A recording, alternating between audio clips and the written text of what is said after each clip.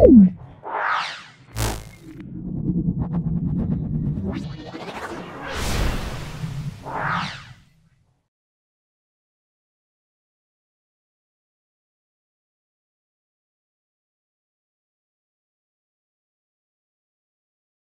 আজকে আমাদের last set, সেটা মডেল কোশ্চেন পেপার 15, 15তম সেট। এটাকে 14টা আপলোড করেছি, 15তম সেট। তোমরা মনে রাখবে এই প্লেলিস্টের মধ্যে 2026 মাধ্যমিক প্লেলিস্টের মধ্যে সমস্ত ধরনের ভিডিও আপলোড করব। তোমরা অবশ্যই দেখতে থাকবে। দেখবে যে র্যাপিড টেস্ট, অর্থাৎ সাঁতরা প্রকাশনী র্যাপিড টেস্ট, তার আমরা সলিউশন দেবো। ছায়া প্রকাশনী প্রশ্নসাথী সলিউশন দিচ্ছি। তারপরে তোমাদের সেই পারুল টার্গেটের বিভিন্ন প্রশ্নের উত্তরগুলো সলভ করে দিচ্ছি। টেস্ট হয়ে যাওয়ার পরে বিভিন্ন টেস্ট পেপার সম্পূর্ণ সলিউশন করে দেখাবো। আশা করি তোমাদের মাধ্যমিক পরীক্ষা অত্যন্ত ভালো হবে, তার আগে টেস্টও অত্যন্ত ভালো হবে। কিন্তু ভিডিওটা প্রথম থেকে যেটা দেখবে, ভালো করে প্রথম থেকে শেষ পর্যন্ত দেখবে। আর অবশ্যই তোমাদের কাছে একটা বিশেষ অনুরোধ রইল, তোমরা প্রথম থেকে দেখে আসো। দেখে আসলে ব্যাপারগুলো, কনসেপ্টগুলো পুরো ক্লিয়ার হবে। গ্রুপ এর প্রশ্নে দেখো, বায়ুমণ্ডলের কোন স্তরে কৃত্রিম উপগ্রহ স্থাপন করা হয়? আমরা বলবো এক্সোস্ফিয়ার।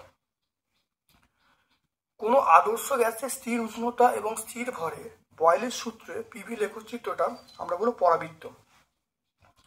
তারপর দেখো, কোনো পরাবৃত্ত কেন, একটু দেখে নাও।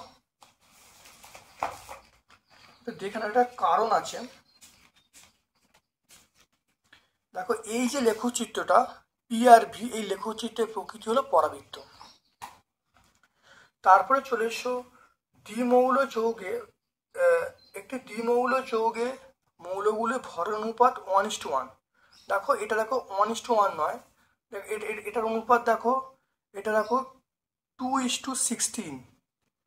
এটা দেখো কত হবে, দেখো 24:24 এটা দেখো, এটা কত দেখো 2:32। আর এইটা দেখো 32:32, তাহলে আমরা বলবো 1:1। তাহলে এইটা দেখো 1:8, এটা দেখো 12:1, এটা 1:16, আর দেখো 32:32 মানে 1:1। তাহলে সেই জন্য আমরা এটা পাবো 1:1, শুধুমাত্র এর পাবো, অর্থাৎ SO2 পাবো। দেখো, প্রদত্ত ধাতুগুলির মধ্যে কোনটা আয়তন প্রসারণ গুণাঙ্ক সবচেয়ে কম বিভিন্ন কাজে লাগে, সেটা ইনভার বলবো। আর আয়তন প্রসারণ গুণাঙ্ক আমরা কম বলবো, মানে প্রসারণ, অর্থাৎ নিম্ন ধাতুগুলির মধ্যে কোনটির প্রসারণ গুণাঙ্ক সবচেয়ে কম বিভিন্ন কাজে লাগে, এটা আমরা ইনভার বলবো। তারপর নিম্ন তরঙ্গ বিশিষ্ট একটি তরঙ্গ আমরা বলবো গামা রশ্মি বলবো। সুস্থ এবং স্বাভাবিক মানুষের চোখের স্পষ্ট দর্শনের পাল্লা 25 সেন্টিমিটার থেকে অসীম বলবো। তড়িৎ কোষে তড়িৎচলক বলের পরিমাণ যার উপর নির্ভর করে সেটা হলো সক্রিয় তরলের প্রকৃতির উপরে। রোধের একক আমরা বলবো ভোল্ট পার অ্যাম্পিয়ার, এটাকে ওহম বলা হয়। ভোল্ট পার অ্যাম্পিয়ার মানে ওহম। নিউক্লিয়ার রিঅ্যাক্টরে মডারেট হিসেবে আমরা ব্যবহার করি অবশ্যই ভারী জল বা গ্রাফাইট, বা ভারী জলের সংকেত হলো D2O। মনে রাখবে, ভারী জল মানে D2O, বা আমরা একে অনেক সময় গ্রাফাইট ব্যবহার করি। আধুনিক পর্যায়ের সূত্রে ধারণা দেন মজিলে। সংকেত ভর কথাটি প্রযোজ্য আয়নীয় যৌগের ক্ষেত্রে, কিন্তু আয়নীয় যৌগ হলো MgCl2। কোনটি তড়িৎ পরিবহন সবচেয়ে বেশি? এটা মনে রাখতে হবে, বিশুদ্ধ জল তড়িৎ করে না, চিনি করে না, সরল হাইড্রোজেন ক্লোরাইড এটা অবশ্যই করে না, কিন্তু অ্যাসিটিক অ্যাসিড এটা তড়িৎ পরিবহন করে। এটা মনে রাখবে, যদি মৃদু তড়িৎ বিশ্লেষ্য পদার্থের মধ্যে জল যোগ করা হয় বা জলীয় দ্রবণ যোগ করলে তার পরিবহন ক্ষমতা বৃদ্ধি পায়। সেই জন্য আমরা অবশ্যই বলবো অ্যাসিটিক অ্যাসিডের জলীয় দ্রবণ এদের মধ্যে সবচেয়ে বেশি তড়িৎ প্রেরণ করতে পারে। অয়েল অফ ভিট্রিয়ল আমরা বলবো H2SO4, oil of vitriol H2SO4। তারপর দেখো, কোন ধাতুটিকে বিজারণ পদ্ধতি নিষ্কাশন করা যায় না? আমরা AL বলবো। তারপর দেখো C4H6, এই যৌগে X এর মান কত? দেখে নাও, বিউটাইন আইনের সাধারণ সংকেত কি? CnH2n+2। তাহলে বিউটাইন, তাহলে C এর জায়গায় 4 বিউট, তাহলে C এর জায়গায় 4 হলো। আর এখানে দেখে নাও H মানে কি 2 × 4 + 2, তাহলে আমরা বলবো C4 C4H10, তাহলে বিউটাইনে অর্থাৎ C4H10, তাহলে এখানে দেখো এক্স এর মান কত হবে, অবশ্যই কত 10 হবে। দেখে নাও, আমরা সংকেত জানি যে এই অ্যালকাইনের সংকেত হলো CnH2n+2। এখানে দেখো C4 বলা আছে, C4 মানে কি, সি এর জায়গায় 4, এন এর জায়গায় 4 বসাও, 4 বসালে দেখো C4H10 হয়ে যাবে, এটা বিউটাইনের সংকেত। তাহলে বিউটাইন H কত, H হলো 10 হয়ে যাবে, অর্থাৎ এক্স এর মান আমরা 10 পেয়ে যাব। গ্রুপ বি এর প্রশ্ন চলে এসো। গ্রুপ বি দেখো, তাপন মূল্যের ঊর্ধ্বক্রমে সাজাতে বলছে, মানে ছোট থেকে বড়, প্রথমে কাঠ, তারপরে কয়লা, তারপরে পেট্রোল, তারপরে তরল হাইড্রোজেন। ট্রপোস্ফিয়ার এবং স্ট্র্যাটোস্ফিয়ার এর মধ্যবর্তী অঞ্চল হলো ট্রপোপোজ। কোন স্কেল ঋণাত্মকের কোনো কনসেপ্ট নেই, সেটা কেলভিন স্কেল বা পরম শূন্য স্কেল। আদর্শ গ্যাসের অণুগুলির মধ্যে আকর্ষণ বল কাজ করে না, এটা সত্য। দেখে নাও, তারপরে দেখো গ্যাস, দেখো গ্যাস ধ্রুবক, আর এর এসআই একক joule, mole inverse, kelvin inverse. সব পদার্থে তাপ পরিবাহিতার মান সমান হয়, এটা সমান হয় না, বিভিন্ন পদার্থে তাপ পরিবাহিতা বিভিন্ন হয়, এটা মিথ্যা। একটি অধাতুর নাম হলো তাপের সুপরিবাহী, এটা আমরা গ্রাফাইট বলবো। অবতল দর্পণে কখন বিবর্ধন 1 হবে, যখন বস্তুকে বক্রতা কেন্দ্রে রাখবে তখন কিন্তু, অর্থাৎ R=2F, আর এ রাখবো বা R=2F এ রাখবো, তখন আমরা এটা R=2F যখন বস্তুকে বক্রতা কেন্দ্রে রাখবো বা ফোকাস দূরত্বে দ্বিগুণ দূরত্বে রাখবো। এরপরে চলে এসো, দেখো 2.7 এর প্রশ্ন চলে এসো। এক মাধ্যম থেকে অন্য মাধ্যমে আলোর প্রতিসরণের ক্ষেত্রে আপাতন কোণ এবং প্রতিসরণ কোণ 60 ডিগ্রি 30 ডিগ্রি। তাহলে প্রথম মাধ্যম সাপেক্ষে দ্বিতীয় মাধ্যমে প্রতিসরণ কত হবে? দেখো মিউ সমান, তাহলে মিউ সমান সাইন আই বাই সাইন আর, তাহলে আই মানে কত, আই মানে 60 ডিগ্রি, আর মানে 30 ডিগ্রি, তাহলে মিউ সমান সাইন আই বাই সাইন আর, তাহলে আই এর মান 60 ডিগ্রি, আর এর মান 30 ডিগ্রি, তাহলে মান বসাতে √3/2 ইন্টু বাই হাফ, তাহলে দেখো এটা 2 দিয়ে কেটে গেলে √3, তাহলে 1.732 পেয়ে যাবো, 1.732। আপেক্ষিক প্রতিসরাঙ্ক পরম প্রতিসরাঙ্কের মধ্যে সম্পর্ক দেখো 1, দেখো 1 মিউ 2, তাহলে 1 মিউ 2 হলো আপেক্ষিক প্রতিসরাঙ্ক, আর পরম প্রতিসরাঙ্ক দেখো মিউ 2/μ1। তাহলে এক মাধ্যমের সাপেক্ষে দ্বিতীয় মাধ্যমে প্রতিসরাঙ্ককে আমরা আপেক্ষিক প্রতিসরাঙ্ক বলবো, আর এখানে মিউ 2/μ1 এগুলো সব দেখো, এগুলো পরম প্রতিসরাঙ্ক। দেখতে পাচ্ছ, এটা বললেই হয়ে যাবে, দেখে নাও।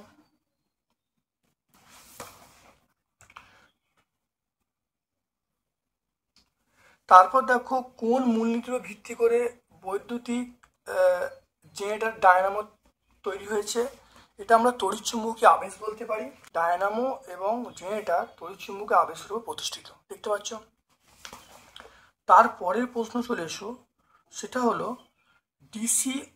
ডিসি অপেক্ষা এসি বিপজ্জনক কেন? ডিসি, ধরো 220 ডিসি, 220 ডিসিতে শক লাগলে 220 ডিসি লাগবে, কিন্তু 220 এসিতে শক লাগলে তার সঙ্গে √2 একটা গুণ হবে।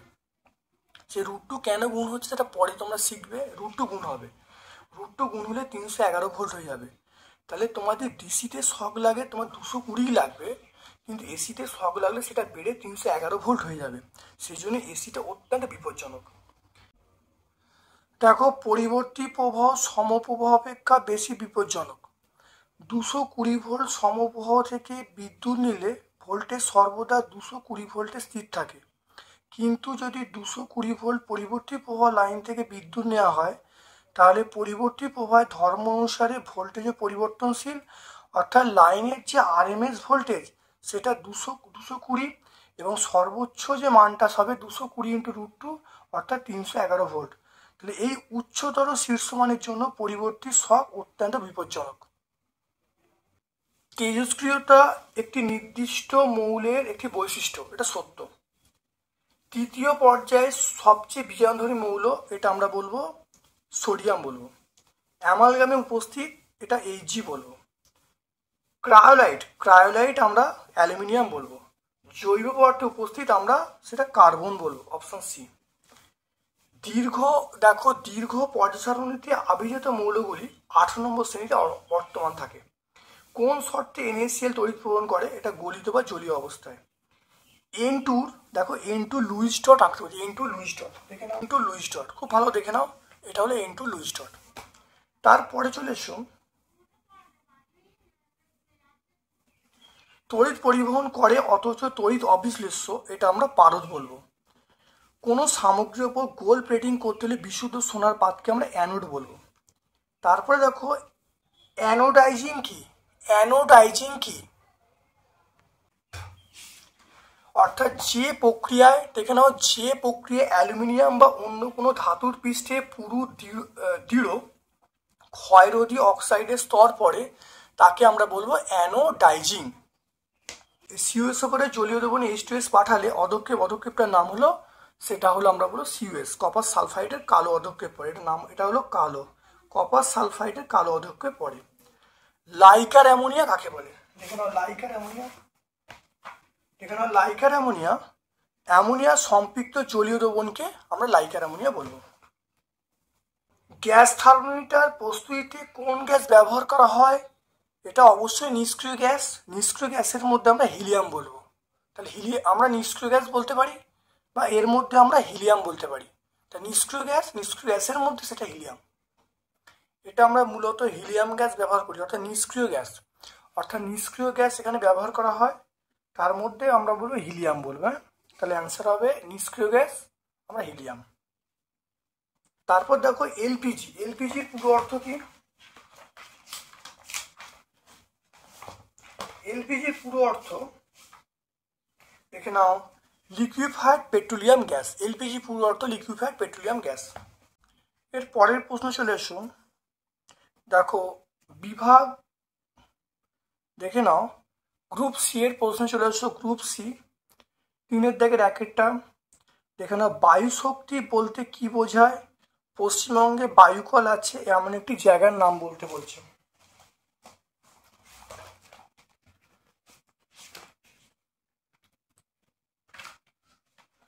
দেখো বায়ু শক্তি বলতে দেখে নাও আমরা দেখো প্রবাহিত বায়ুর গতিশক্তি হলো বায়ু শক্তি। বায়ুকলের সাহায্যে বায়ু শক্তিকে যান্ত্রিক শক্তিতে রূপান্তরিত করা হয়। বায়ুকলের বায়ুচক্র একটি বৈদ্যুতিক পাখার মতো, যা একটি দৃঢ় শক্ত কাঠের কাঠামো স্থাপন করা হয়। বায়ু চক্রের কেন্দ্রীয় অক্ষের সঙ্গে বৈদ্যুতিক জেনারেটর টারবাইন যুক্ত করা থাকে, ফলে টারবাইনের সাহায্যে বিদ্যুৎ উৎপন্ন করা যায়। তো আমরা এই সবটাই বলতে পারি বলবো, আর নাহলে প্রবাহিত থেকে শুরু করে এই করা হয় পর্যন্ত বললে হবে। এখানে দেখে নাও পশ্চিমবঙ্গের মধ্যে আছে, পশ্চিমবঙ্গের সাগর দ্বীপে এটা পাওয়া যায়। পশ্চিমবঙ্গে দেখো পশ্চিমবঙ্গের মধ্যে সাগর দ্বীপে বায়ুকল আছে, দেখতে পাচ্ছ। বা আমরা বকখালিও বলতে পারি, পশ্চিমবঙ্গের বকখালি সেখানেও আছে। অর্থাৎ পশ্চিমবঙ্গের সাগরদ্বীপ বকখালিতে, বা আমি যদি পশ্চিমবঙ্গে, তাহলে পশ্চিমবঙ্গের সাগরদ্বীপ এটা বলতে পারি। বা আমরা যদি পশ্চিমবঙ্গের বাইরে বলি, গুজরাটের ওখা, তারপরে পুরীর উড়িষ্যার পুরীতে অবস্থিত।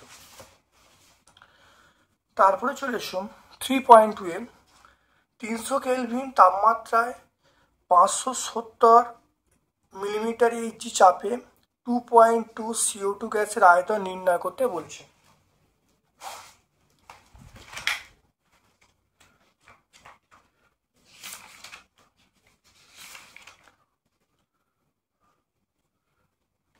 দেখে নাও, টি এর মান 300 কেলভিন, পি এর মান 570 মিলিমিটার এইচজি। 570কে 760 দিয়ে ভাগ করলে এটিএম পাওয়া যাবে। তাহলে 0 কেটে গেল, তাহলে পি এর মান 57/76 এটিএম। ডব্লুর মান 2.2 বলা আছে। এম মানে CO2-র যে মোলার ভর সেটা 44 গ্রাম পার মোল। পিভিক্যাল এনআরটি এখানে দেখে নাও, পিভিক্যাল এনআরটি থেকে তাহলে এখানে এন এর মান W/M, তাহলে এখানে ভি এর মান পেয়ে গেলাম WRT/PM। প্রত্যেকে দেখো মান বসিয়ে আমরা দেখো পেয়ে যাচ্ছি ভি এর মান 1.64, অর্থাৎ গ্যাসের আয়তন 1.64 লিটার। পরের প্রশ্ন চলে এসো, দেখে নাও লাল এবং বেগুনি আলোর জন্য কোনো মাধ্যমে প্রতিসরাঙ্ক মিউ/আর এবং মিউ/ভি। তাহলে প্রমাণ করতে বলেছি মিউ/আর লেস দ্যান মিউ/ভি। দেখে নাও ভালো করে। দেখো এখানে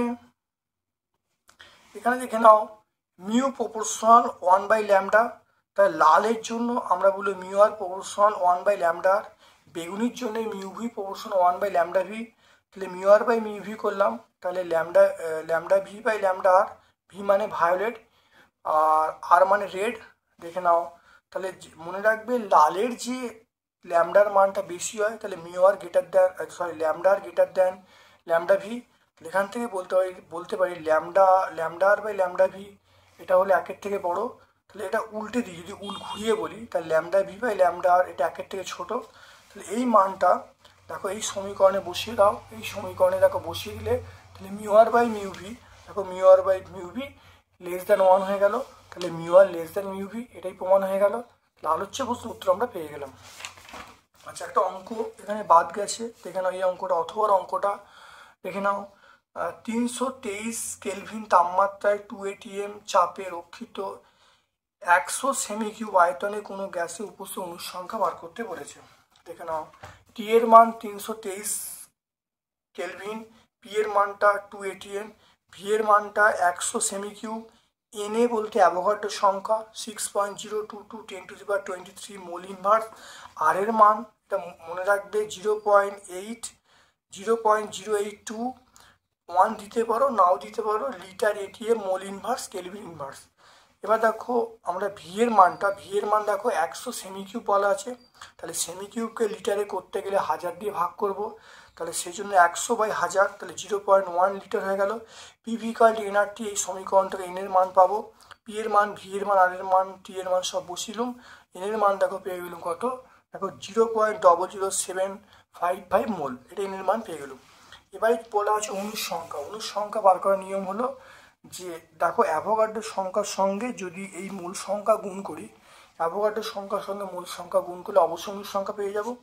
দেখো পেয়ে গেলাম 45 পয়েন্ট, তাহলে এটাকে গুণ করলে আমরা পাবো 4.547 10⁻21। এবারে পয়েন্টটা যে এক ঘর ডান দিয়ে করে দিই তাহলে এখানে পাওয়ারটা কমে যাবে, তাহলে 40.47, তাহলে 45.47 10⁻23। তোমরা এখানে উত্তর রাখতে পারো, এখানে রাখতে পারো, যেখানে খুশি রাখবে, কোনো অসুবিধা হবে না। তারপরের প্রশ্ন দেখে নাও ভালো করে।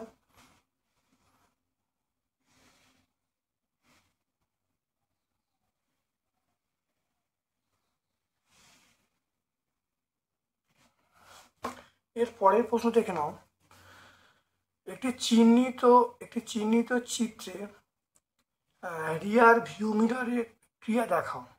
দর্পণে এরূপ দর্পণের ব্যবহার উল্লেখ করতে বলছে। দেখো ভিউ মিরর দেখে নাও, আমরা এই ছবিটা আঁকতে পারি, ছবিটা এঁকে এই মোটর থেকে শুরু করে অসুবিধা হয় পর্যন্ত লিখলে উত্তর চলে আসবে। এই ছবিটা আঁকতে পারি, এই মোটর থেকে শুরু এই পর্যন্ত লিখলে উত্তর চলে আসবে, দেখতে পাচ্ছ। তারপরের প্রশ্ন দেখে নাও, এরূপ দর্পণের ব্যবহার, তাহলে ভিউ মিরর, তাহলে ভিউ মিররে আমরা উত্তল দর্পণ ব্যবহার করি, দেখো দেখে নাও আমরা স্ট্রিট ল্যাম্পের প্রতিফল হিসেবে ব্যবহার করি, এটা স্ট্রিট ল্যাম্পের প্রতিফল হিসেবে আমরা ব্যবহার করি। দেখো পরের প্রশ্ন দেখে নাও, এবি দুটি হিটার 220 ভোল্ট লাইনের সঙ্গে যুক্ত আছে, হিটারের রোধ বলা আছে R1 R2, প্রথমটা দ্বিতীয়টা রোধ বেশি, তাহলে কার ক্ষমতা বেশি হবে দেখে নাও, একটু দেখে নাও ভালো করে।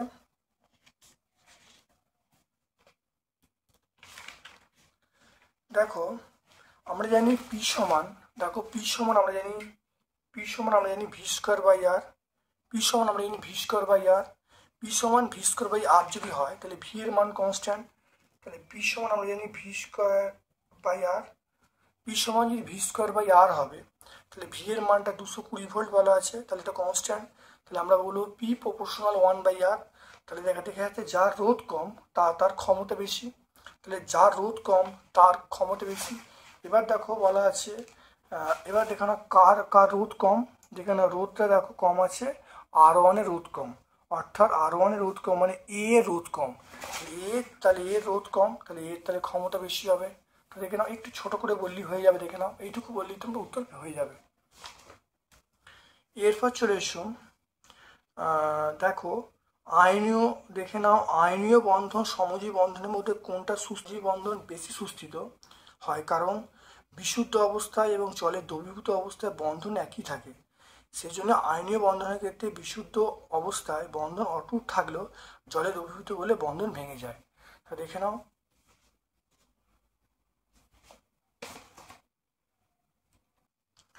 তারপর দেখে নাও দেখো NaCl এবং CCl4 ধর্মের পার্থক্য লিখতে বলছে।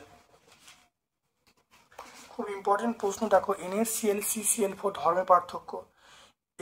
NaCl তড়িৎ যৌগ, CCl4 আমরা বলবো সমযোজী যৌগ। NaCl দেখো তড়িৎ পরিবহন করে, CCl4 তড়িৎ পরিবহন করে না।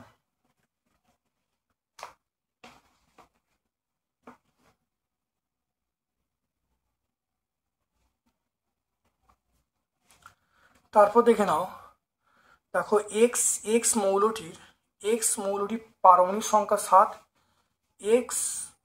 এক্সের দুটি পরমাণু যুক্ত হয়ে অণু গঠন করলো, সেটা সমযোজী না তড়িযোজী বলতে বলছে, আর অণুর ইলেকট্রন ডট দেখাতে বলেছে। দেখে নাও।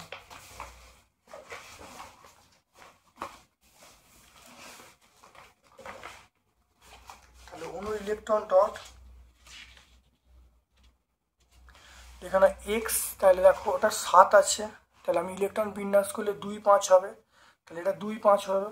তাহলে দেখে নাও, তাহলে 5টা তাহলে পরমাণু, তাহলে দুটো পরমাণু আছে, তাহলে দুটি এক্স পরমাণু মানে পরস্পরের মধ্যে 3টি ইলেকট্রন ভাগ করে নেয়, তাহলে পরস্পর 3টি ইলেকট্রন ভাগ করে নেয়, ফলে দেখো সমযোজী বন্ধন তৈরি হয়। তাহলে 5টা আছে, তাহলে বাইরের পক্ষে 5টা আছে, তাহলে প্রত্যেকটা পরমাণু 3টে করে ইলেকট্রন পরস্পরে ভাগ করে নিয়ে সমযোজী বন্ধন তৈরি করে।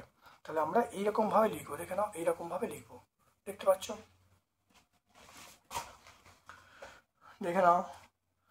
তারপরে দেখে নাও উত্তপ্ত 3.7-এ চলে এসো। উত্তপ্ত গলিত ধাতু এর ওপর দিয়ে ঝাঁঝালো গ্যাস যদি পাঠাই, সেই গ্যাসটার নাম বি করলে একটি মোমের মতো নরম যৌগ, সেটা সি পাওয়া গেল, এবং গন্ধহীন বন্ধন গ্যাস ডি পাওয়া গেল। তাহলে ABCD কে শনাক্ত করতে বলছে। খুব ভালো করে দেখে নাও। তাহলে দেখে নাও সোডিয়াম, তাহলে এ হলো সোডিয়াম, তাহলে সোডিয়ামের মধ্য দিয়ে যদি মানে অ্যামোনিয়া গ্যাস পাঠাই, তাহলে এটা সোডামাইড এবং H2 মানে হাইড্রোজেন উৎপন্ন হবে। তাহলে এটা হলো ধাতুটা হলো সোডিয়াম, তীব্র ঝাঁঝালো গ্যাসটা হলো সেটা অ্যামোনিয়া, আর মোমের মতো যে পদার্থ সেটা হলো NaNH2, যাকে বলে সোডিয়াম অ্যামাইড বা সোডামাইড বলতে পারি, আর গন্ধহীন বর্ণহীন গ্যাস আমরা H2 বলবো। দেখে নাও, প্রত্যেকের পরিচয় সুন্দর করে দেওয়া আছে, ভালো করে দেখে নাও।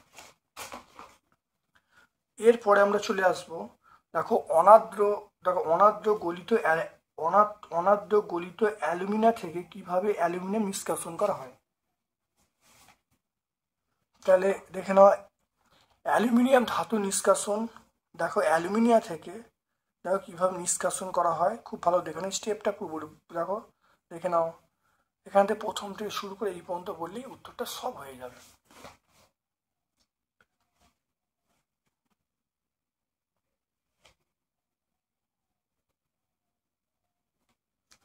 তারপর দেখো তামার একটি সংকর ধাতুর নাম লেখো যার মধ্যে জিঙ্ক নেই এবং এই ধাতু সংকরটির ব্যবহার। দেখো কাঁসা বলবো। দেখে নাও কাঁসা, তাহলে আমরা কি বলবো?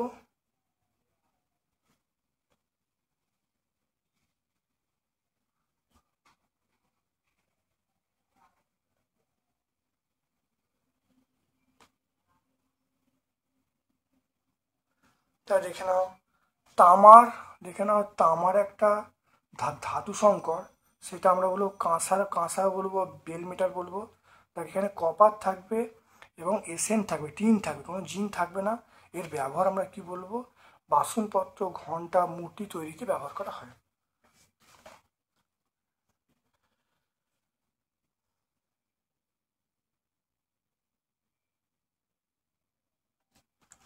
তারপর চলে এসো এর ইউপ্যাক নাম। দেখো CH3, CH3CH2। তাহলে CH3, তাহলে এটার নাম হলো মিথাইল প্রোপওয়ানিন, এটা প্রথমটা। আর দ্বিতীয়টা দেখো ইথেন, এটা ইথেন 1,2 ডাইঅল। তাহলে প্রথমটা হলো মিথাইল প্রোপওয়ানিন আর দ্বিতীয়টা হলো ইথেন 1,2 ডাইঅল। তারপর দেখো সমগণীয় শ্রেণীর বৈশিষ্ট্য বলতে বলছে। দেখে নাও আমরা সমগণীয় শ্রেণীর বৈশিষ্ট্য, দেখে নাও একটা বৈশিষ্ট্য, দেখে নাও সমগণীয় শ্রেণীর মধ্যে যে যেগুলো থাকবে, যে যে পদার্থগুলো থাকবে তার সেটা সিএইচও এগুলো সমন্বয় তো সৃষ্টি হবে, তাহলে সিএইচও এই পরমাণু সমন্বয় সৃষ্টি হবে। আর যে কোনো দুটি সদস্যের আণবিক সংকেতের পার্থক্য সেটা CH2 হতে হবে। দেখে নাও বুঝতে পারলো CH2 হতে হবে। এই দুটো বৈশিষ্ট্য বলে যাবে। সমগুণীয় শ্রেণীর বৈশিষ্ট্য, দেখুন এখানে বিভিন্ন পয়েন্ট আছে, অনেকগুলো পয়েন্ট আছে, তোমরা এখান থেকেও বলতে পারো।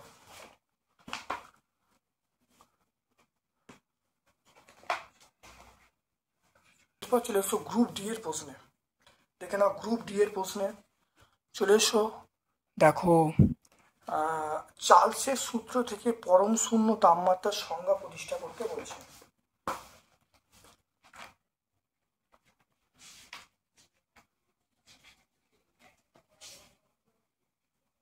দেখে নাও এটা হলো চার্লসের সূত্রের ব্যাখ্যা।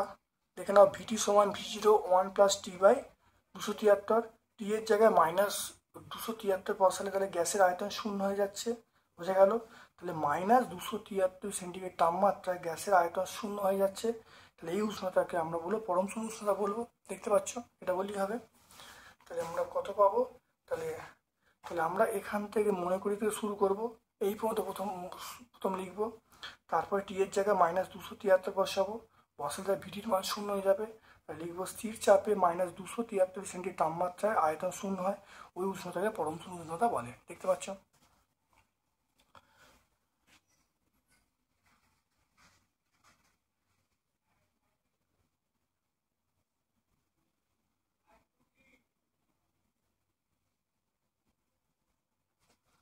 তারপর দেখো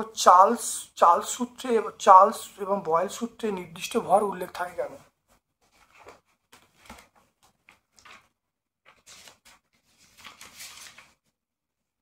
দেখে না, দেখো বয়েল এবং চার্লস সূত্রে বিবৃতি করার সময় নির্দিষ্ট উল্লেখ করা হয়, কারণ হলো গ্যাসের চাপ এবং আয়তন ভরের উপর নির্ভর করে। তাহলে আমরা জানি পিভি সমান W/NRT, তাহলে এখান থেকে গ্যাসের ভর উষ্ণতা যদি স্থির থাকে তাহলে গ্যাসের আয়তন এবং উষ্ণতা স্থির থাকলে গ্যাসের ভর বাড়লে তাহলে চাপও বাড়বে, তাহলে চাপ এবং উষ্ণতা অপরিবর্তিত থাকলে তাহলে আয়তন বাড়বে। দেখে নাও ভালো করে। দেখো 4.2 এর অঙ্ক আছে, দেখে নাও CaOH whole 2 plus NH4Cl CaCl2 plus NH3 plus 2H2O, এখানে দেখো 27 গ্রাম ক্যালসিয়াম হাইড্রক্সাইড মানে CaOH হোল 2 তৈরি করতে কত মোল NH4Cl প্রয়োজন, কত মোল অ্যামোনিয়ার প্রয়োজন, আর উৎপন্ন অ্যামোনিয়ার ভর কত, এটা চেয়েছে। দেখে নাও ভালো করে।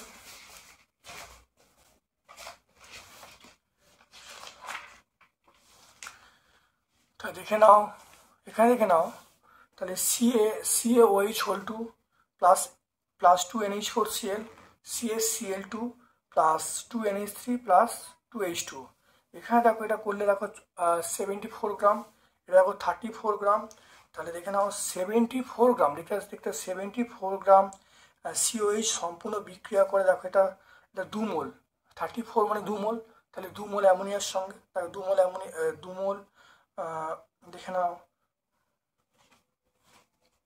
তাহলে বিক্রিয়া করে, দেখে নাও, তবে এটা 2 মোল বলা আছে, তাহলে 2 মোল NH4Cl, তাহলে এটা দেখো এটা বিক্রিয়া করছে, তাহলে 2 মোল NH4Cl এর সঙ্গে, তাহলে 74 গ্রাম COH হোল 2 সম্পূর্ণ বিক্রিয়া করে 2 মোল NH4Cl এর সঙ্গে, একে কত আর 37-এ কত, করলে 1 মোল পেয়ে গেলাম। তারপর দেখো এটা সেকেন্ড পার্টটা দেখো আমায় বলছে কত মোল NH3 প্রয়োজন, একইভাবে 74 গ্রাম CaCO3 মানে NH3 পাওয়া যায় 2 মোল, একে কত 37-এ কত, করলে দেখো এখানে আমরা 1 মোল পেয়ে যাব। আর গ্রামটা বললে এখানে দেখো পেয়ে যাব 74 গ্রাম থেকে পাওয়া যাচ্ছে কত 34 গ্রাম, একে কত আর 37-এ কত, এখানে দেখো পেয়ে গেলাম 17 গ্রাম। তাহলে একটু ভালো করে দেখে নাও, দেখো আরেকবার বুঝে নাও। দেখো 74 গ্রাম, দেখে নাও 74 গ্রাম সিওএইচ সম্পূর্ণ বিক্রিয়া করে। দেখো এখানে 2 মোল, এটা মানে 2 আছে 2 মোল, তাহলে 2 মোল NH4Cl এর সঙ্গে একে কত, আর দেখো 37 গ্রামে কত, 1 মোল পেয়ে গেলাম। এরপরে এটা হলো এর দাগে উত্তর। এবার বি এর দাগে দেখো এখানে চেয়েছে, দেখো 74 গ্রাম গ্রাম সিওএইচ হোল টু বিক্রিয়া, 74 গ্রাম সিওএইচ বিক্রিয়া করে অ্যামোনিয়া উৎপন্ন করে কত, দেখেন অ্যামোনিয়া কত 34 গ্রাম, একে কত, আর 37 কত করলে 1 মোল পেয়ে গেলাম 1 মোল। এরপর দেখো এই 74 গ্রাম সিওএইচ এটা বিক্রিয়া করে কত, বিক্রিয়া করে অ্যামোনিয়া উৎপন্ন 34 গ্রাম, একে কত, আর 37 কত করলে দেখো আমরা 17 গ্রাম পেয়ে গেলাম। তাহলে 3টে উত্তর, একটা হলো 1 মোল, তারপরের উত্তরটা 1 মোল, তারপরের উত্তরটা আমরা পেয়ে যাবো 17 গ্রাম। খুব ভালো করে প্র্যাকটিস করবে। পরের প্রশ্ন চলে এসো, এসটিপিতে দেখো এসটিপিতে 3.36 লিটার H2S প্রস্তুত করতে কি পরিমাণ ফেরাস সালফাইডের সঙ্গে লৌহ H2SO বিক্রিয়া ঘটাতে হবে। তাহলে এপিএস প্লাস H2SO4 সমান এপিএসও4 প্লাস H2S। দেখো এপিএস মানে আমরা 88 গ্রাম বলবো, H2S মানে 34 গ্রাম বলবো। তাহলে দেখে নাও এখানে, দেখে নাও তাহলে এইটা মানে 1 মোল মানে 22.4 লিটার, তাই 22.4 লিটার H2S তৈরি করতে এপিএস প্রয়োজন কত, 88 গ্রাম, একে কত, আর বইয়ে দেওয়া আছে 3.36 লিটারে কত। দেখো করলে দেখো এখানে দেখো এটা দেখো পয়েন্টটা তুলে দেওয়া হলো, নিচে 100, এই পয়েন্ট তুলে ও এই পয়েন্টটা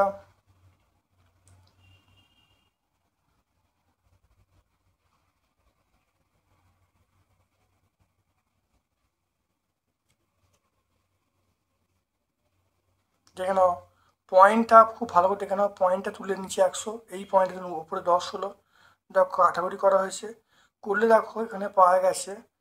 তাহলে এইটা দেখো 4 দিয়ে কেটেছি, 4 দিয়ে কাটলে 22, 4 দিয়ে কাটলে 56। তারপরে দেখে নাও আমরা আবার 2 দিয়ে কেটেছি, এটা 11, এটা 28কে এটা 336 কাটলে 12, তাহলে 11 আর 12 গুণ করলে যেটা হবে 10 হবে। দেখে নাও 11/12/10, তাহলে 11/12 মানে 132/10, তাহলে আমরা বলবো 13.2 লিটার। পরের প্রশ্ন চলে এসো, দেখো গ্যাসের প্রসারণ গুণাঙ্কের সংজ্ঞায় প্রাথমিক আয়তন চাপকে সর্বদা 0 সেন্টি তাপমাত্রায় রাখা হয়, কিন্তু কঠিন তরলের ক্ষেত্রে এটা প্রয়োগ করা হয় না কেন।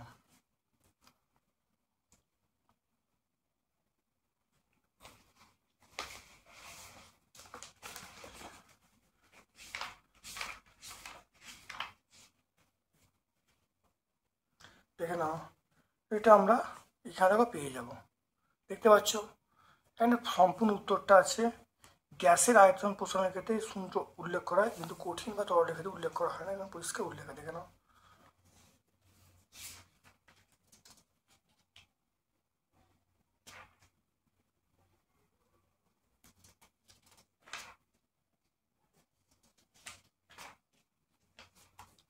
দেখে নাও এইখানে আমরা উত্তরটা পেয়ে যাব। তারপরে দেখে নাও আমরা চলে আসছি স্থির চাপে গ্যাসের আয়তন প্রসারণ গুণাঙ্কের মান 1/273 পার ডিগ্রি সি। এরপর দেখো একটি বস্তুকে পাতলা উত্তল লেন্সের প্রধান অক্ষের ওপর লম্বভাবে রাখা হলো, এবার বলা আছে প্রতিকৃতি রশ্মিচিত্র আঁকতে বলছে। ফোকাসকে যদি ফোকাসের উপর রাখা হয় তাহলে দেখো প্রতিবিম্বটা সৎ হবে, অবশীর্ষ হবে, বস্তুর চেয়ে আকারে বড় হবে। দেখতে পাচ্ছ এই ছবিটা আঁকবে।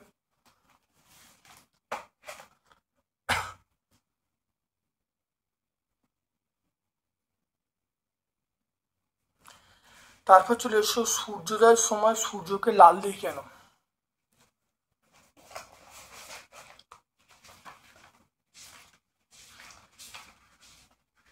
সূর্যোদয়ের সময় দেখো সূর্যকে লাল দেখার কারণ এখানে অবশ্যই পেয়ে যাবে। সূর্যোদয়ের সময় সূর্য কেন লাল দেখা হয় এখানে পরিষ্কার পেয়ে যাবে, কারণ লাল আলোর বিক্ষেপণ কম হয়। লাল আলোর বিক্ষেপণ কম হওয়ার জন্য অনেক দূর পথ যেতে পারে, এবং অনেক দূর পথ অতিক্রম করতে পারে, এবং নীল এবং লালের মধ্যে নীলটা চক্ষুর তাহলে অনেক দূর পথ অতিক্রম করতে পারে। এই জন্যে কম কম তরঙ্গদৈর্ঘ্য রশ্মিগুলি লাল বর্ণের তুলনায় বেশি বিক্ষিপ্ত হয় এবং লাল আমাদের চোখে এসে পৌঁছায়।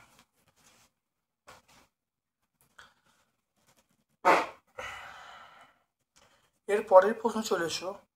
দেখো, একটি বস্তুর দৈর্ঘ্য বলা আছে 10 সেন্টিমিটার, রৈখিক বিবর্ধন বলা আছে 1.5, প্রতিমের দৈর্ঘ্য কত হবে?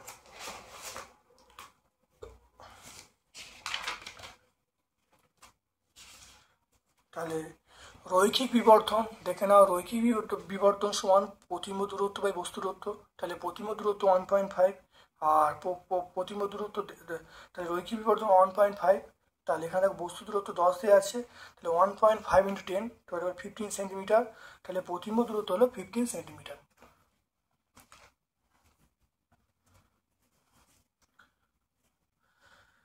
তারপর দেখো, প্রমাণ করো বা দেখাও যে একবর্ণীয় আলো সমবাহু প্রিজমের মধ্য দিয়ে প্রতিসমভাবে নির্গত হলে আলো রশ্মির চ্যুতিকোণ হবে ন্যূনতম।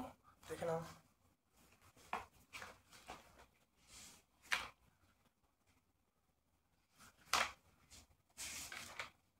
এটা আমরা এইখানে দেখে নাও, এই ছবিটা আঁকবো। দেখো, প্রতিসারক কোণ এটা এ বলবো, আপাতন কোণ I1 বলবো, নির্গমন I2 বলবো। আমরা বলবো ডেল্টা সমান I1 + I2 - A। এবারে দেখে নাও, অর্থাৎ যখন যখন ন্যূনতম চ্যুতিকোণ ঘটবে। আচ্ছা, এবার দেখো তাহলে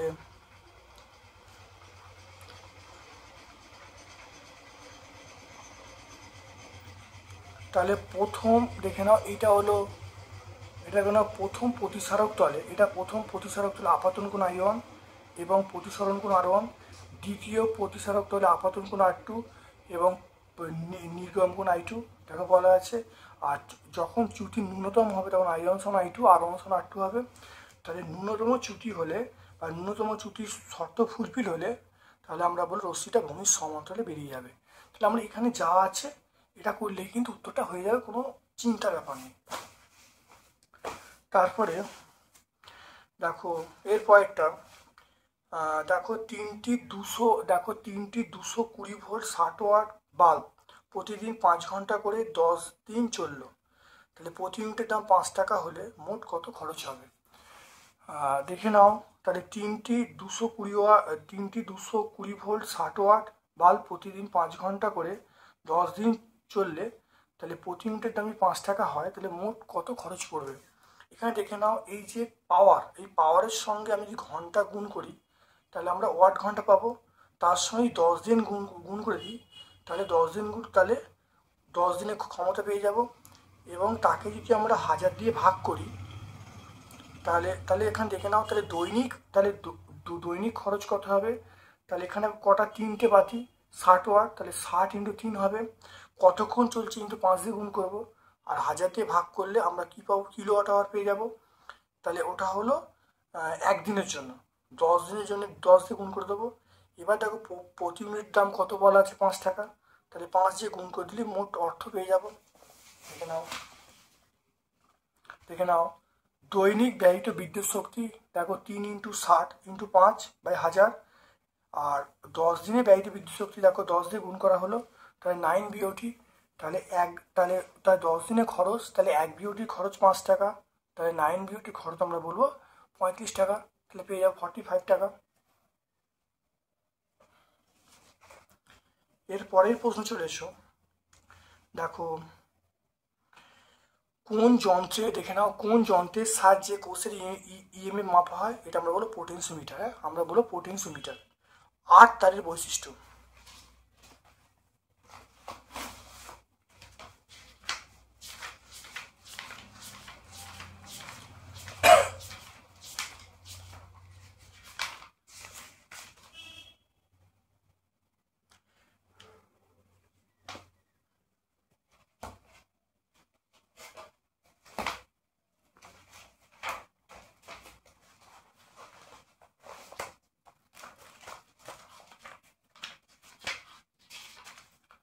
আট তারের বৈশিষ্ট্য, 1 নম্বর দেখো 8 তার, দেখো দেখে নাও 8 তারের বৈশিষ্ট্য। দেখো 8 তারে প্রচুর পরিমাণে তড়িৎ প্রবাহ যায়, তখন বর্তনীতে শ্রেণীতে যুক্ত ফিউজ গলে গিয়ে বর্তনী থেকে বিচ্ছিন্ন করে দেয়, ফলে দুর্ঘটনা রোধ করে। তাহলে 8 তার, এটা বর্তমানে 8 তারের বর্ণ কী করা হয়েছে, সবুজ বা হলুদ করা হয়েছে, দেখে নাও। তাহলে 8 তার, তাহলে 8 তার আমরা কি বলবো, তাহলে লাইভ তারের সঙ্গে 8 তার যুক্ত থাকে, এর মধ্যে প্রচুর তড়িৎ যায়, আর এছাড়া বর্তমানে 8 তারের বর্ণ সবুজ বা হলুদ করা হয়েছে, এই বৈশিষ্ট্যগুলো বলে যাবে। তারপরে চলে এসো, দেখে নাও কোনো পরিবাহীর দুই প্রান্তে 10 ভোল্ট বিভব প্রভেদ প্রয়োগ করলে 0.1 অ্যাম্পিয়ার তড়িৎ প্রবাহিত হচ্ছে, তা রোধ কত, দেখে নাও। ছোট্ট অঙ্ক, দেখে নাও। তাহলে ভি এর মান আমরা বলবো 10 ভোল্ট, আই এর মান 0.1 অ্যাম্পিয়ার, আমরা ভি সমান আই আর জানি, তাহলে আর সমান ভি বাই আই, তাহলে ভি এর মান আই এর মান বসে 100 পেয়ে গেলাম, তাহলে বর্তনীর রোধ আমরা পেয়ে গেলাম 100 ওহম।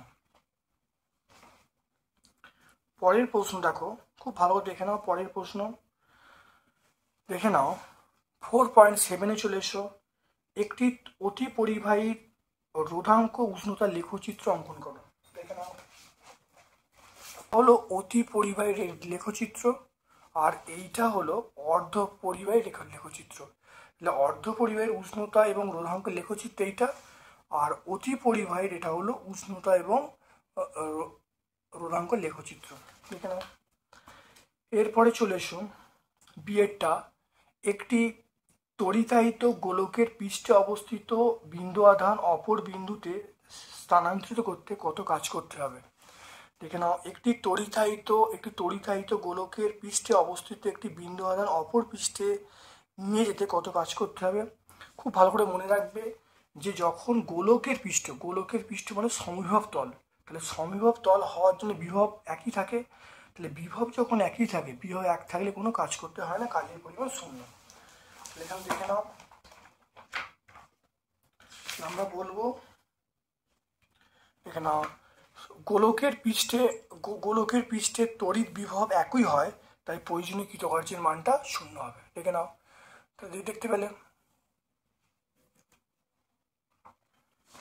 পরের প্রশ্ন চলে এসো, নিউক্লিয় সংযোজনে যে বিপুল পরিমাণ শক্তির মুক্তি ঘটে কোন সূত্র থেকে পাওয়া যায়, ই সমান এমসি স্কোয়ার বা আইনস্টাইন সমীকরণ থেকে পাওয়া যায়।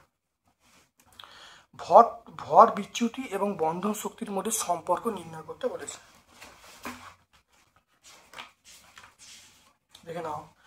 ভর বিচ্যুতি এবং বন্ধন শক্তির সম্পর্ক দেখে নাও, এই মনে করি থেকে শুরু করে এই পর্যন্ত বললে কিন্তু উত্তর চলে আসবে, ভালো দেখে নাও।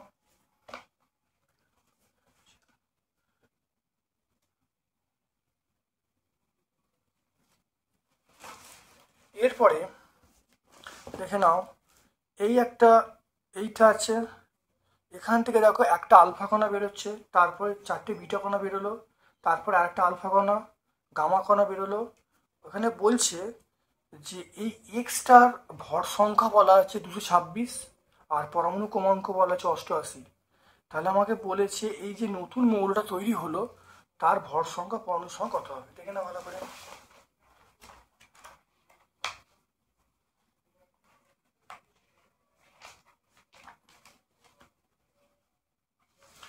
এইটা বুঝতে গেলে প্রথমে এটা মনে রাখতে হবে, দেখো যখন আলফা কণা বেরোবে, দেখো ভর সংখ্যা 4 কমবে এবং প্রোটন সংখ্যা 2 কমবে, আর যখন বিটা বেরোবে ভর সংখ্যা কোনো চেঞ্জ হবে না, প্রোটন সংখ্যা বৃদ্ধি পাবে, আর যখন গামা বেরোবে তখন কোনো পরিবর্তন ঘটবে না। এই 3টে কনসেপ্ট আমাদের প্রথম মাথায় রাখতে হবে। এটা আলফা কণা বেরোলো, তাহলে এটা ভর সংখ্যা 4 কমবে, তাহলে 226 থেকে 4 বাদ দিলে 222 হবে। আর এখানে দেখো প্রোটন সংখ্যা কত কমবে, প্রোটন সংখ্যা 2 কমবে, তাহলে 88 ছিল 86 হয়ে গেল। এবার দেখো 4টে বিটা কণা যখন বেরোবে তাহলে ভর সংখ্যা চেঞ্জ হবে না, তাই নতুন যে মৌল X2 তৈরি হলো ভর সংখ্যা দেখো 222ই থাকবে, কিন্তু প্রোটন সংখ্যা 4টের জন্য 4 বাড়বে, তাহলে 86 ছিল তার সঙ্গে 4 যোগ করে 90 হলো, তো 90 পাওয়া গেল। এরপর দেখো আবার একটা আলফা কণা বেরোলে তাহলে দেখে নাও, আলফা কণা বেরোনোর অর্থ হলো তাহলে ভর সংখ্যা 4 কমবে, তাহলে 222 ছিল, 222 থেকে তাহলে ভর সংখ্যা 222 ছিল, তাহলে 222 থেকে 4 কমলে আমরা বলবো 218 বলবো, 218। তাহলে আর এখানে দেখে নাও, আর প্রোটন সংখ্যা, তাহলে এখানে দেখে নাও প্রোটন সংখ্যা তাহলে কত হবে, তাহলে প্রোটন সংখ্যা হবে 2 কমবে, তাহলে এখানে অবশ্যই 88 বলবো। গামা যখন বেরোবে, তাহলে ভর সংখ্যার কোনো চেঞ্জ হবে না, প্রোটন সংখ্যা চেঞ্জ হবে না, তাহলে এটা আমরা বলবো তাহলে 218 হবে। তাহলে এটা দেখো 218 আর এটা 88 হয়ে যাবে, তাহলে ভর সংখ্যা কত হবে, তাহলে তাহলে X4 মৌলের যে ভর সংখ্যা আমরা 218 পেয়ে গেলাম, আর প্রোটন সংখ্যা আমরা পেয়ে গেলাম 88 পেয়ে গেলাম। খুব ভালো করে দেখে নাও, আরেকবার বুঝে নাও, খুব ভালো করে বুঝে নাও। তাহলে এখান থেকে আলফা কণা বেরোলো মানে ভর সংখ্যা 4 কমলো, প্রোটন সংখ্যা 2 কমলো। বিটা কণা বেরোলে ভর সংখ্যা 1 থাকলো, প্রোটন সংখ্যা 4 বাড়লো। আলফা কণা বেরোলো তাহলে ভর সংখ্যা 4 কমলো, প্রোটন সংখ্যা 2 কমলো। গামা বেরোলো মানে একই হলো, নতুন মৌল হলো না, মৌলটা একই থাকলো। আর তাহলে X4 যে মৌল যে হলো তার ভর সংখ্যা 218, প্রোটন সংখ্যা 88।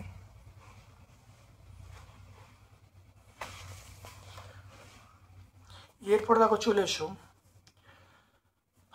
4.9-এ দীর্ঘ পর্যায় সারণীর শ্রেণী 16 নম্বর শ্রেণীর প্রথম 3টি মৌল বলা হচ্ছে OSSE পারমাণবিক ব্যাসার্ধের নিম্নক্রমে।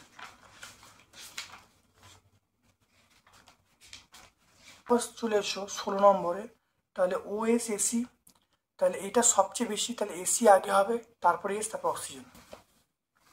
তাহলে দেখে নাও, তাহলে AC S oxygen, AC S ও অ্যান্সারটা হয়ে যাবে। এরপর চলে এসো, দেখো বলা আছে পরেরটাকে বলা আছে কি বলেছে দেখে নাও, বলা আছে তড়িৎ ঋণাত্মকতা ঊর্ধ্বক্রম। তাহলে তড়িৎ ঋণাত্মকতা, দেখো তড়িৎ ঋণাত্মকতা দেখে নাও শ্রেণী বরাবর কি হবে, তো শ্রেণী বরাবর তড়িৎ ঋণাত্মকতা হ্রাস পাবে। তাহলে শ্রেণী বরাবর হ্রাস পাবে, আমাকে কি বলেছে ঊর্ধ্বক্রম মানে ছোট থেকে বড়, তাহলে ওপর থেকে হ্রাস পাবে, তাহলে প্রথমে হবে এসি, তারপরে এস, তারপর ওপর থেকে নিচে হ্রাস পাবে, তাহলে ঊর্ধ্বক্রম বলেছে মানে ছোট থেকে বড়, তাহলে এইটা ছোট হবে, তারপরে এটা, তাহলে এসি এস ও দেখে নাও, এসি এস ও দেখতে পাচ্ছ। তারপরে দেখে নাও আয়নাইজেশন শক্তি,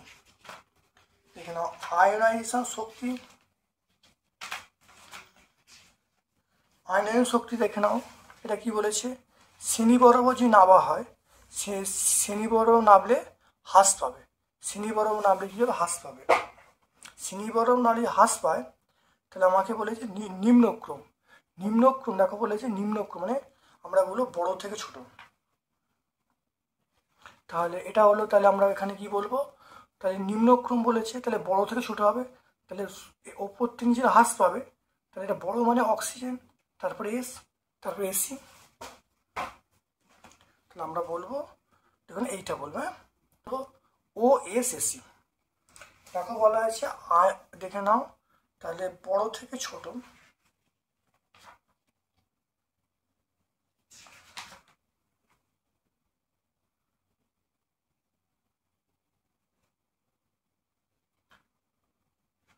তাহলে এখানে বলা আছে কি বলতো, আয়নাইজেশন শক্তি বলা আছে নিম্নক্রম মানে বড় থেকে ছোট, তাহলে বড় এখানে কি আছে, তাহলে এখানে বড় এখানে বলতে অক্সিজেন হবে, তারপরে এস, তারপরে এসি হবে। দেখো অক্সিজেন ও এসি, দেখো তিনটে উত্তর, দেখো প্রথমটা দেখো এসি এসও, তারপর দ্বিতীয় দেখো এসি এসও, আর তৃতীয় দেখো OSSE, দেখতে পাচ্ছ।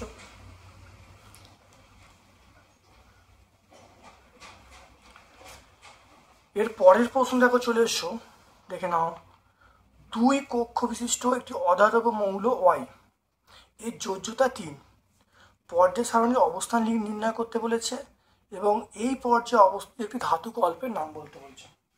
তাহলে ওয়াই মৌলের যোজ্যতা 3, ওয়াই মৌলের এটা আমরা তাহলে এই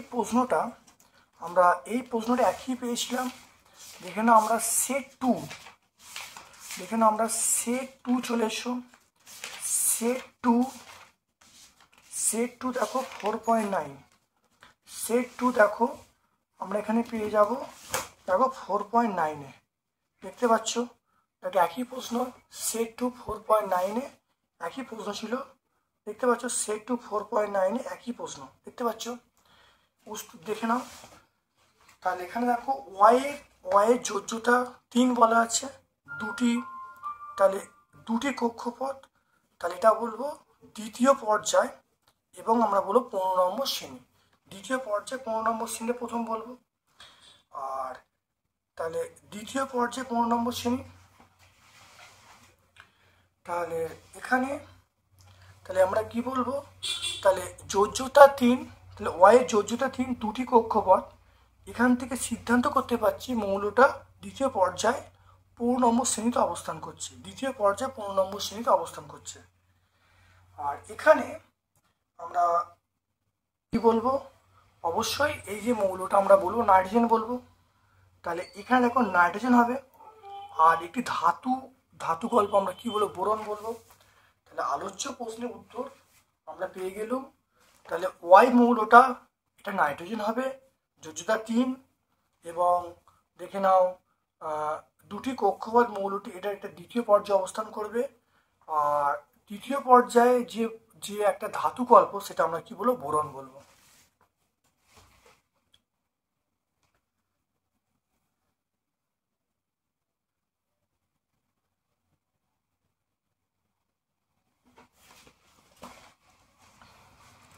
এরপর দেখো চলে এসো, দেখে নাও পিটি তড়িৎদ্বার ব্যবহার করে সিওসো4 তড়িৎ বিশ্লেষণে অ্যানোডে কি উৎপন্ন হবে, এবং কপার তড়িৎদ্বার ব্যবহার করে সিওসো4 তড়িৎ বিশ্লেষণে সিওসো4 গাঢ়ত্বের পরিবর্তন হয় না কেন। দেখো প্ল্যাটিনাম তড়িৎদ্বার পিটি তড়িৎদ্বার ব্যবহার করে, দেখো পিটি তড়িৎদ্বার ব্যবহার করলে দেখো ক্যাথোডের বিক্রিয়া, দেখো ক্যাথোডে সি উৎপন্ন হবে, আর অ্যানোডে দেখে নাও এই ওট উৎপন্ন হবে। দেখে নাও এটা আমরা পিটি তড়িৎদ্বার ব্যবহার করলে।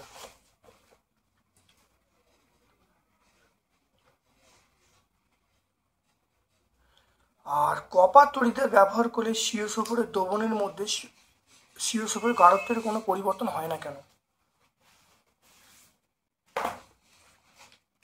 দেখে নাও সিউ তড়িৎদ্বার, দেখো সিউ তড়িৎদ্বার ব্যবহার করে সিওসো4 জলীয় দ্রবণে তড়িৎ বিশ্লেষণ করলে কপার অ্যানোড ক্ষয়প্রাপ্ত হয় এবং ক্যাথোডে সমপরিমাণ কপার ধাতু সঞ্চিত হয়, ফলে দ্রবণের সিওসো4 গাঢ়ত্ব বা সিওসো4 পরিমাণের কোনো পরিবর্তন ঘটে না।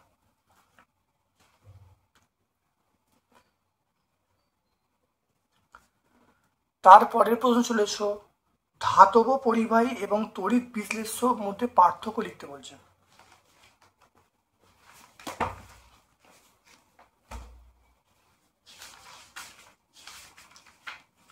এখানে ধাতব পরিবাহী এবং তড়িৎ বিশ্লেষ্যর মধ্যে পার্থক্য এখানে তোমরা পেয়ে যাবে।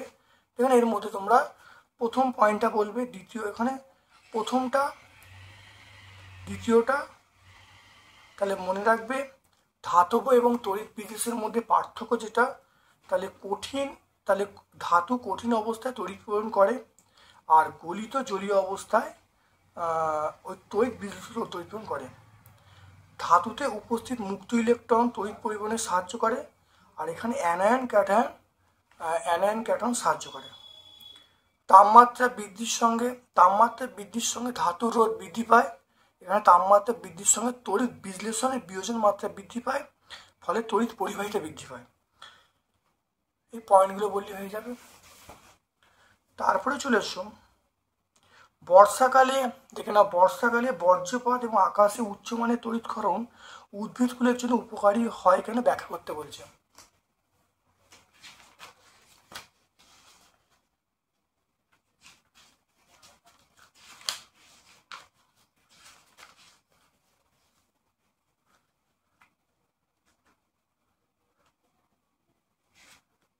দেখে নাও নাইট্রোজেন জমা হয়, নাইট্রোজেন জমা হয়, প্রথমে N2+O2 NO উৎপন্ন হবে, NO+O2 NO2 উৎপন্ন হবে, NO2 + H2O HNO3 HNO2 উৎপন্ন হবে।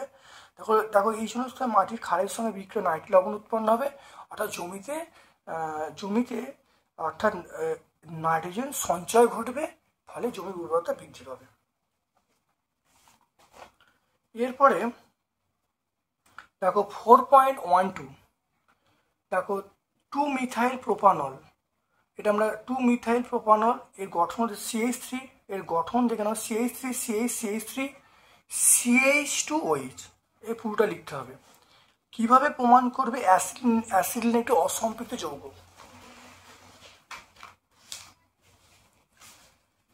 এখানে অ্যাসিডিন অসম্পৃক্ত যৌগ প্রমাণ করার জন্য আমরা মনে রাখবো লাল বর্ণে ব্রোমিন জলের মধ্য দিয়ে যদি অ্যাসিডিন গ্যাস পাঠানো হয় তাহলে সেই বর্ণটা চেঞ্জ হয়ে বর্ণহীন হয়ে যায়।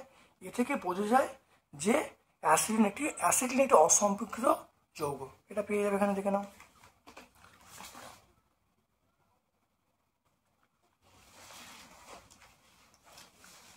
আচ্ছা, এগুলো ছাড়াও চলে এসো, দেখো তাহলে 15টা সেট আজকে আমাদের হয়ে গেল। তাহলে 15টা সেট হয়ে গেল। এবারে আমরা কয়েকটা জিনিস একটু তোমাদের বলছি, তোমরা একটু দেখে নাও। সেট 3 চলে এসো, দেখো সেট 3, সেট নাম্বার 3 চলে এসো। সেট নাম্বার 3 এখানে দেখে নাও, পেজ নাম্বার 29। এখানে একটা কোশ্চেন ছিল H+Al3+Cu2+, এই ক্যাটায়নগুলির মধ্যে কোনটি আগে ক্যাথোডে মুক্ত হবে? মনে রাখবে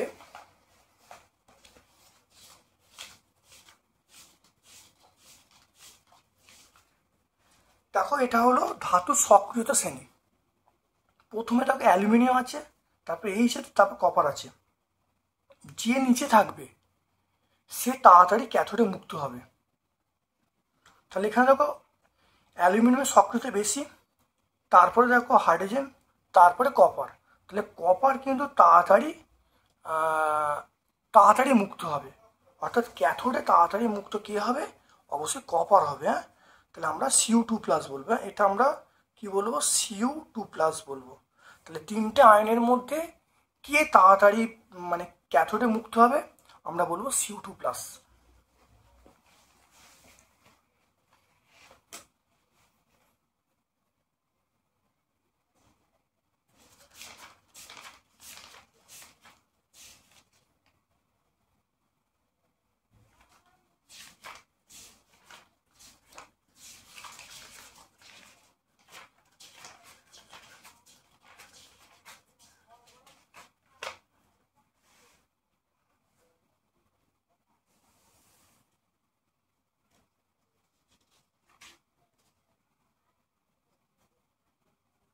দেখে নাও, এখানে গাম্বুট তৈরিতে আমরা বলেছিলাম যে কোন জৈব যৌগ ব্যবহার করা হয়। গাম্বুট তৈরিতে কোন জৈব যৌগ ব্যবহার করা হয়? আমরা রাবার বলেছিলাম। তুমি যদি PVC লেখো সেটা হবে। রাবার PVC যে কোনো একটা লিখলে তোমার নাম্বার অবশ্যই পাবে।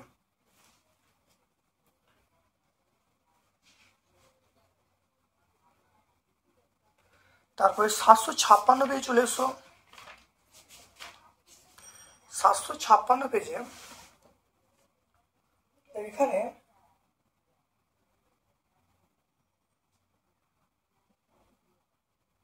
থ্রি 3.7 দেখো, অর্থাৎ এটা সেট নাম্বার 12 সেটে দেখো 3.7-এ হাইড্রোজেন ক্লোরাইড গ্যাসকে জলে নিম্ন অপসারণ দ্বারা সংগ্রহ করা যায় না কেন? তোমরা লিখবে, দেখো হাইড্রোজেন ক্লোরাইড গ্যাসকে জলে নিম্ন অপসারণ দ্বারা সংগ্রহ করা যায় না কারণ এটি জলে অত্যন্ত দাহ্য। তাহলে আমরা অবশ্যই সংগ্রহ করতে পারি না কারণ হাইড্রোজেন ক্লোরাইড জলে অত্যন্ত দাহ্য। তাহলে আমরা 1 থেকে শুরু করে